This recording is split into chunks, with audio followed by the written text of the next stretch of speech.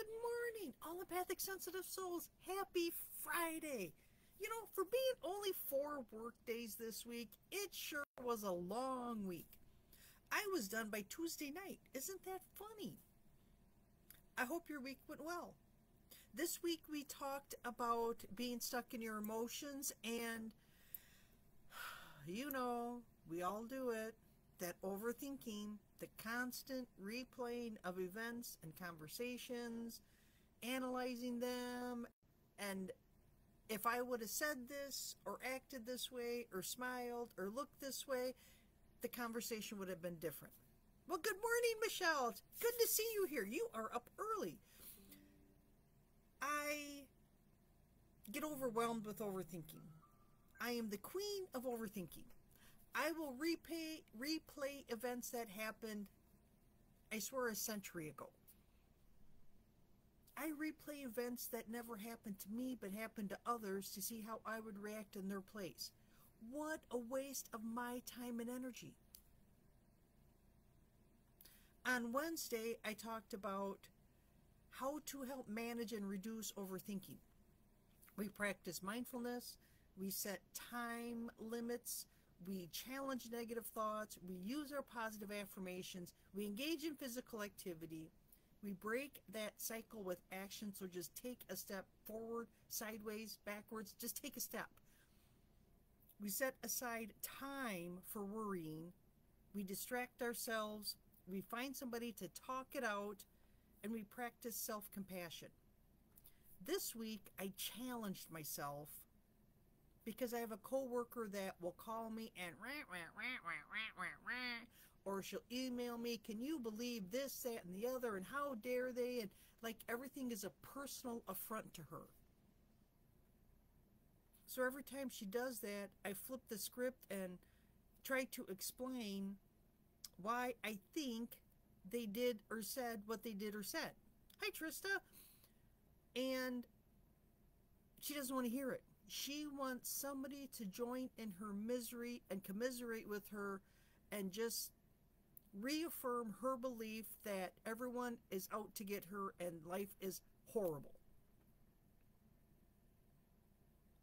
But I've noticed when I say or I write back to her, well, you know, I would have done that. One lady was on vacation and she had a hard time adjusting back in this week. And I'm like, that happens to me every Monday trying to adjust back into work. And I'm only off for 2 days on the weekend. Well, and it stops her from complaining because she knows she's not going to get that misery partner. She's not going to get somebody that reaffirms her beliefs to be miserable. And I think it drives her a little bonkers, which I find amusing, not in a malicious or vicious sort of way, but the fact that we need to start changing this environment. We need to start changing this negativity that is constantly bombarding us at work.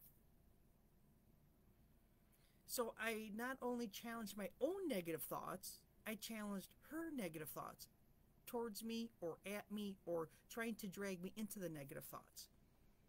It's fascinating. I loved it. I want to see what happens today. Now I get excited to go to work because I want to know what's going to happen, what's going to be my challenge for the day. Instead of looking at it as, oh, here we go again, because that's how I used to look at it, but now it's, I wonder how I can flip the script. I wonder how I can change that attitude. And of course, my go-to is always, I use my positive affirmations. This morning, oh my gosh, it is dark, it is cold, it's dreary. I was so nice and warm into my fuzzy blankets and didn't want to get out. The gravity of the bed was immense this morning. But as I'm laying there, I'm like, oh, I got to do my video. I got to see what transpires at work today. There is excitement. It's a good day to have a good day. It's a great day to be a great day. And up I went. It was looking forward to excitement. It was great. I haven't had this in forever. Okay, maybe last week on a Tuesday, but that's besides the point. But it was exciting to think that I could affect change, good change.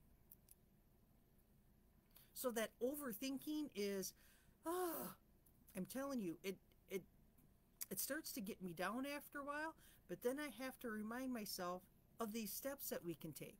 The mindfulness, setting a time limit, set my timer on my phone, challenge my own negative thoughts.